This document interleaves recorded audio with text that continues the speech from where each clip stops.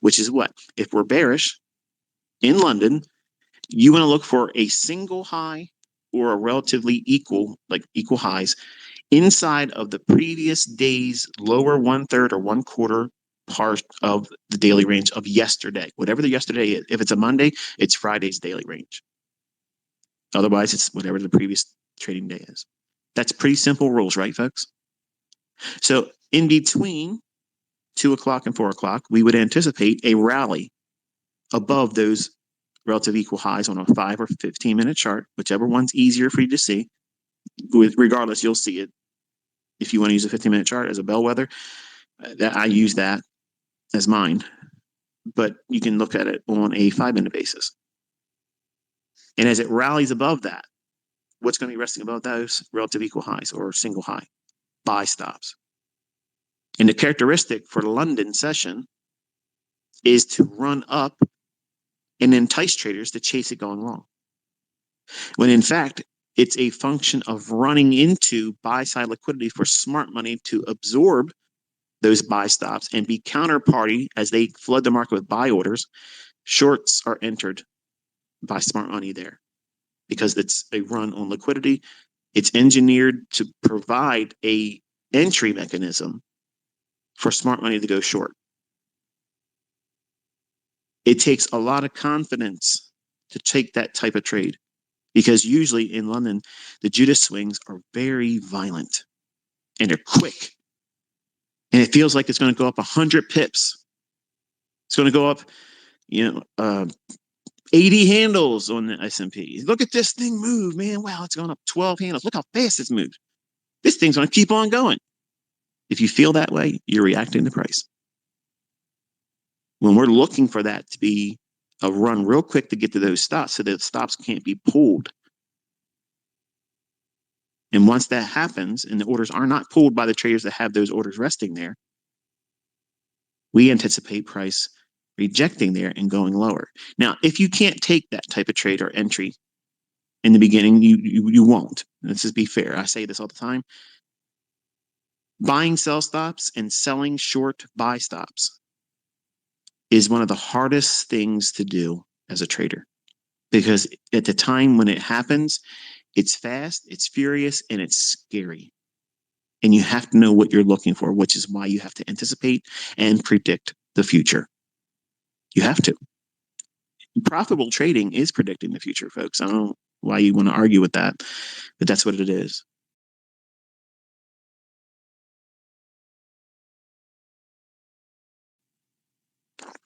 So in London, you're looking for false breakouts and runs above relative equal highs when you're bearish or a single high that is inside of the previous day's range.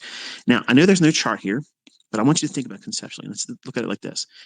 If you have note-taking instruments in front of you, this should be an easy thing for you to do. Let's just say, hypothetically, you draw a rectangle, leaving room for a rectangle to the right of it, okay? So you're going to draw a rectangle, and at the top of that rectangle, you're going to say 100 is the high, and the low is 20. So you have a previous range of 80 units. It could be pips, it could be points, it could be whatever. But we're going to say it's 80 units. Then you're going to see where you open up at 2 o'clock in the morning, New York local time. Wait a minute. What do you mean open up, ICT? Wait. Look, you just said, and I understand that the market starts trading at 6 o'clock. What are you talking about opening at 2 o'clock? Yeah, now we have a new opening range. 2 o'clock's opening price. What is that? The first opening price on the first 1 minute candlestick at 2 o'clock, New York local time. You want to note that. Now that's an important price point. From that price point, you want to see it be, if you're bearish, you want to see it be below the 20 level of the previous day's range, because that's what that rectangle would represent. And that's, for example, let's just say at 2 o'clock on the trading day that you're in right now, say it's 18 in reference to the previous day's range. So now you're below the low of yesterday's daily range. So from 6 o'clock all the way now to 2 o'clock in the morning, the market has done whatever it's done. If those highs that relatively equal high or a single high in the previous range between 20 and 80, if there's a single high or relative equal highs in that lower 1/3 or quarter point of that previous rectangle that you're drawing out, that represents the previous day's trading, you're anticipating at 2 o'clock in the morning, on the trading day that you're watching price at right now, you want to see a Judas swing shoot up. You're going to anticipate that. You're not going to react to it. You're waiting for it. You want to see that very thing happen. Now, as an ultra short-term scalper, you can buy that, but you have to be very nimble because it can go up there and turn on a dime quickly, because London is a false breakout characteristic time period. When it runs up there, why are we anticipating a run back into the previous day's range, but only the lower quarter or 1/3% of the range? Because we don't think that the previous day's high is going to be taken out. And we don't think that half of the previous day's range is going to be a factor at all. The best shorts are going to occur in the lower half of the previous day's range when bearish. What did you just say? The best shorts will occur in the lower 50% of the previous day's range. Where do they form? Above old highs, inside of that range. Where you look for it, just like the algorithm will look for it, it's going to look into 15-minute high or highs, or 5-minute high or highs inside that range. So if you're in a 5 or 15-minute chart, it can't hide from you. It's right there. And you're going to anticipate the market running up there. And when it does, you paper trade it. You tape read it. You do not live trade it. You have to condition yourself to do this. And it takes weeks and months to do it. Not, a couple weeks I've been doing it. I know what I'm doing. No, you don't. No, you don't. You do not. It takes time to desensitize yourself to the fear that London can create, because it's very, very volatile. It can run up there and rip right lower. And really, if you know what you're doing, you can miss it or second guess it and totally do harm to yourself. So in London, you're looking for turtle soup scenarios, okay? And continuation on the basis of the higher time frame order flow. High a day, low a day is what's formed in the London session. Most of the time, not all the time, most of the time. In New York session, this is going to be for Forex traders, the New York Open kills in, which is 7 o'clock to 10 o'clock, New York local time. If you are an index trader, you can use that same time window as well. You use that time window before the opening at 9:30, like between, like, say, 7 o'clock in the morning, New York local time, to 8:30. You can trade that time window when there is a really big high impact news driver for that day, for instance, like FOMC.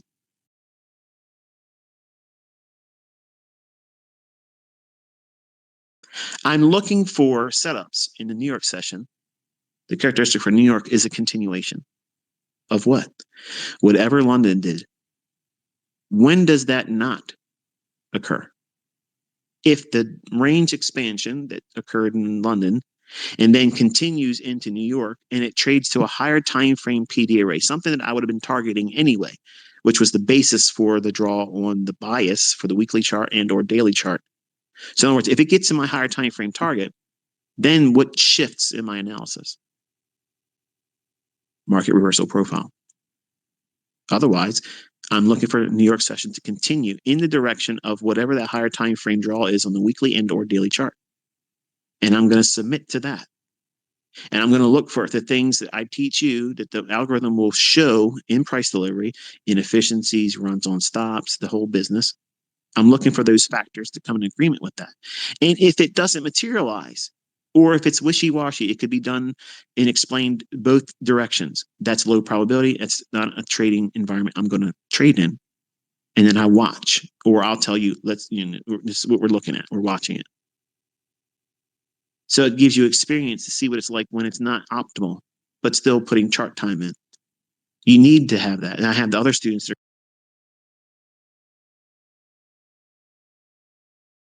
The New York session is a continuation of whatever London is.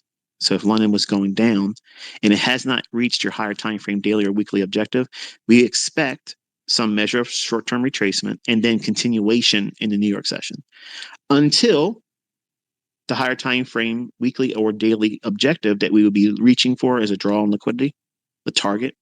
When that's hit in the New York session, then you are entering New York reversal profile, not market profile where they have the vertical volume bars, going horizontally across the chart. That to me, I don't use that stuff.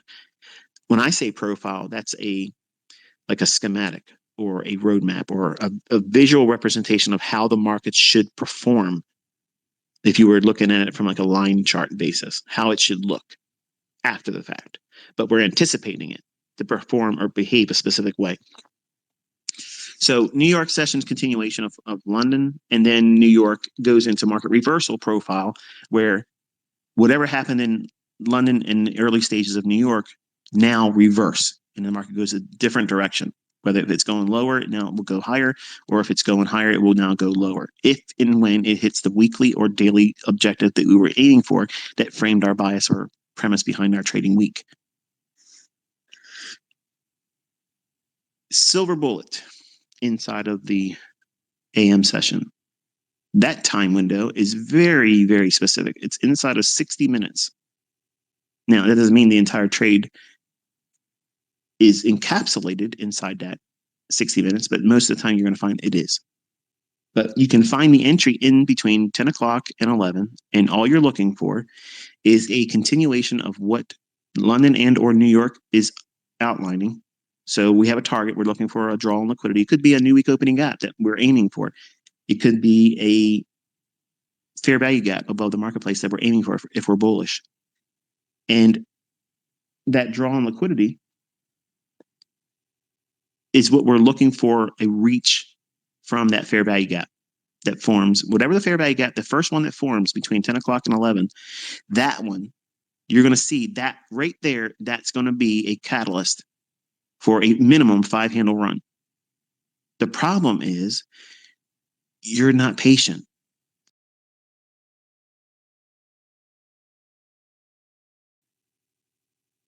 The lunch hour, the New York lunch hour is technically 11 o'clock in the morning to 1 o'clock in the afternoon, New York local time. So it's a 2-hour window. And the reason why is back in the days where we had open outcry and electronic trading hadn't really taken off yet, sometimes if the morning session had a really nice move, guys would go grab a bite to eat because they felt like that we would have a very busy afternoon session. So they want to go early, beat the lunch rush to whatever it is, they would go and run and get their lunch. Sometimes they would eat at their desk.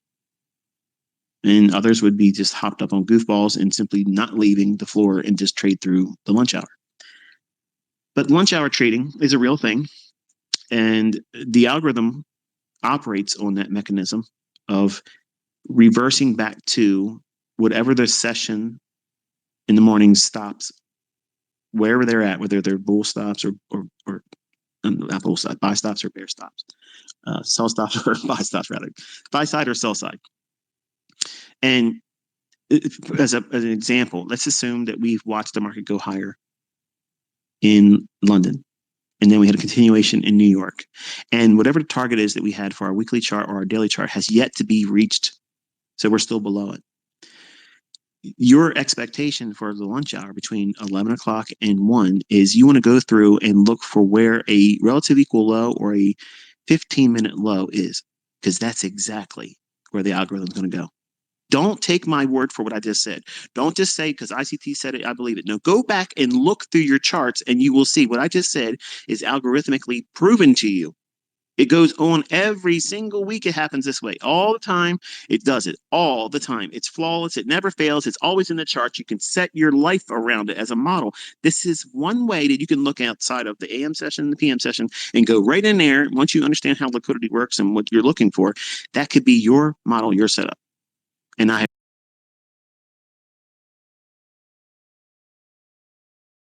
you're buying those sell stops as it runs underneath it. You're buying it. What makes it better? If there's a fair value gap or a volume imbalance, just underneath that low. That right there is a unicorn. Why is it going to go down there? Because it's going to pick up more orders to allow smart money. It's not selling pressure. It's not a lack of buyers that lets the market drop. That's all the BS that's told to you in books and other authors and people out there that say, I've been in the industry. I used to be a trader at the desk. I'm a market maker. No, you're a trader with a religion.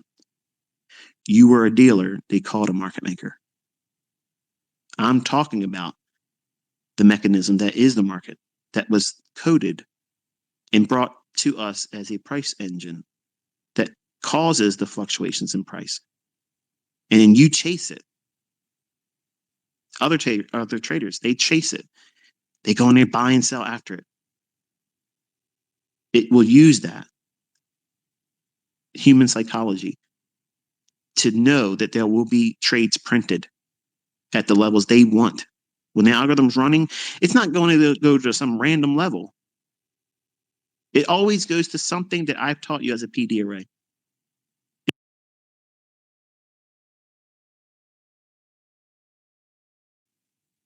In lunch hour, that 15-minute low, when it's been bullish and we haven't hit that weekly or daily objective, it's going to roll down there. It's going to go right below that low. And it's going to engage those sell stops. And the market's going to be flooded with willing sellers at a low price. Why, pray tell, would that be advantageous? Because smart money will be buying those sell stops to reaccumulate new longs, add to or start new positions, and wait for that higher time frame, weekly or daily chart objective to be met. And then you'll watch the PM session roll through and reach higher to that target or get closer to it ever so slightly. That's that liquidity matrix. Understanding where you are in it. You have to know where the market's going to go. That's the first rule of Fight Club here. You have to know, where is it going? You have to know that. If you don't know that, everything else afterwards, you're lost. If you don't know where you are going, where the market's being led to, it's an obvious level. It's in your chart. And that's what I'm sharing my experience with. I'm pointing to those things.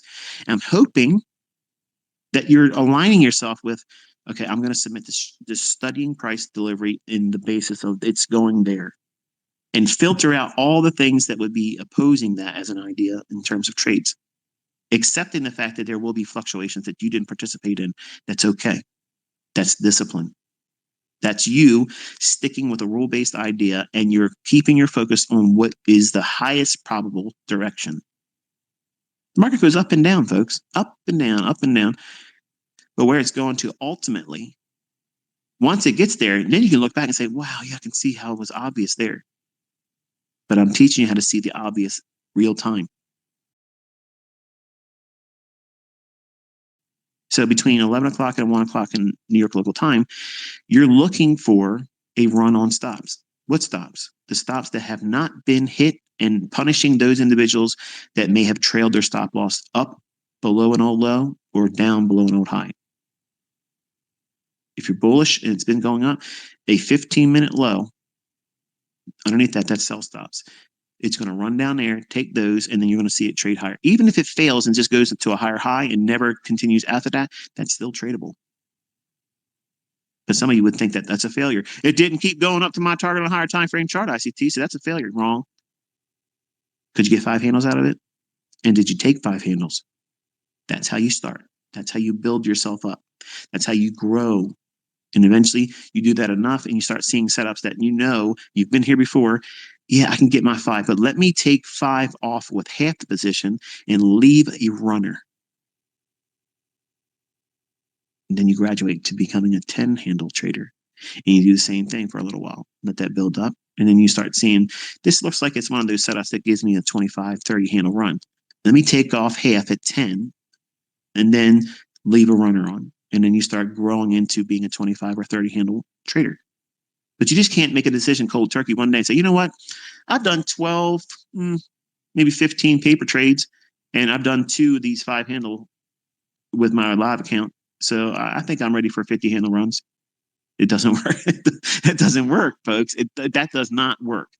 There's so much that you have to grow into and allow yourself to feel what it feels like to watch your profits go up and down while you're in those trades. My time. So silver bullets, you have a fair value gap set up that's very specific in that 60-minute chart or 60-minute time window. 1 hour at 10 o'clock to 11 o'clock. You have the lunch hour that runs on stops. Whoever's been making money, that's what it's going to do. It's going to run down there. Even if it reverses in the lunch hour, that's still a trade also. If you can anticipate that drop down, say the market's been going up, London session, New York session. Now you're entering at 11 o'clock to 1 o'clock an hour. You can sell short a 1 minute 2022 model and aim for that 15-minute low. What? Yes. Yes, Virginia. Yes, you can do that. That is a model in and of itself. What's wrong with it? Nothing. It might not fit your appetite. It might not feel like it's something for you. But honey, it pays. It pays the bills. It makes ends meet. And guess what? Car notes get paid with it. Rent gets paid with it. Mortgage payments get paid with it. Vacations get paid with it. Wardrobes get paid with it. Retirement gets paid with it. So what's your excuse? What's holding you back? Something's holding you back. And then you had the PM session, afternoon, between 2 o'clock and 3 o'clock. The same thing you would expect to happen in 10 o'clock to 11 o'clock AM session, silver bullet. Well, look what we have here. Another 60-minute time window. We have to look for stops or inefficiency. Where's the market going? Where's it reaching for? You know, you had that old high that you were aiming for all morning. It didn't get there. We have relative equal highs now across the afternoon. What's it going to reach for? The weekly and daily objective hasn't been met above the marketplace yet. So we're still bullish. Wait for a short-term shift in market structure, 1 minute and 5 minute. Wait for a fair value gap to form between 2 o'clock and 3 o'clock. And then when it drops down into it, when you're bullish, buy it and aim for that intraday high. If it can give you 5 handles, take it there. Leave a runner on and see if you can get to that higher time frame, weekly or daily chart. That's how you trade your afternoon silver bullet. Simple. Real simple. There's a whole lot more things you can add to it to supercharge it, though. But that's the easiest, simplest little approach to that model being there every single day. Even in choppy days, it's there. Oh, it's there. Every day. Then you have the last hour trading, 3 o'clock to 4 o'clock. I've taught you several macros that exist in that hour. And now we're talking about the extreme of the daily range for indices. You're not trying to trade Forex back then at this time. At 1 o'clock in the afternoon, that's it. You're done for Forex. Don't touch it after that. I don't care how much you see it do this and do that. You don't trade it. In London close, between 10 o'clock and 12, I apologize. I skipped over that in all my fever pitch about everything that's really outside the scope of this Twitter space that I had in mind. That 10 o'clock to 2 o'clock is the extreme range end of the daily range for your Forex trading pairs. It can extend to 1 o'clock, but generally between 10 and 12 New York local time. You can finish your whole business there and be done. But as an index trader, you're entering the lunch hour. Now you roll out of, say you're a Forex trader, and you want to trade the London session and New York session for Forex. And now you know that Forex goes a little bit colder the rest of the day in the US hours. Stop trading Forex, roll over into indices, trade the lunch hour. Where's the 15-minute stop? Where's the stops? Who's made money? Where are they leaving their stop? Because this is resting right in the marketplace, and the algorithm will gladly go down to it or go up to it, and there it is. There's a setup there. Then we get that last hour. That's making the high or low of the day for index futures. Not all the time, most of the time.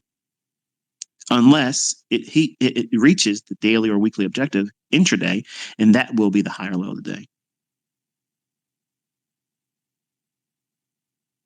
If it has done that, then the afternoon last hour trading has to be traded from a scalper's mindset, looking for a 15-minute high or 15-minute low or 15-minute inefficiency above or below the marketplace. And that's your target, and be content with it. Does it offer you 5 handles? If it does, get it and be done. So I've walked you through a daily range, mentioned the characteristics. They're very generic. Do you think about price like that? If you haven't been thinking about price like that, now you should. Because in my mind, the inner musings of the ICT, when I'm watching the daily range form, I have all these thought processes in my mind, and I'm anticipating certain things based on the logic I've showed you and talked about here. I am not surprised. I am not taken back in a gasp when the market does something at any one of these times of the day. I'm expecting all this stuff.